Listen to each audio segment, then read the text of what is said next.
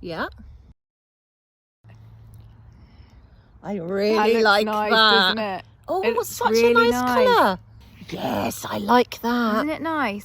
It's almost like the lipstick blends the liner, so it's, Yeah, it's it quite all blurred. smudges in together. And if you wanted to go darker, you could take this lip liner and then you could apply it over the top of the lipstick. What, actually all over? Yeah, all over. And okay. that will just give you a deeper shade if you wanted that.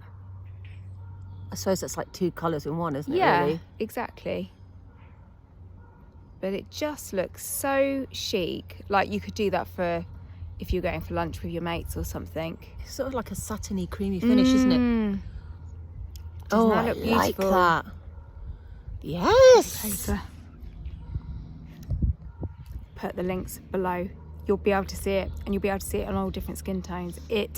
These two together are next level, promise you. They're so nice and they feel lovely. Yeah, really creamy, really lovely.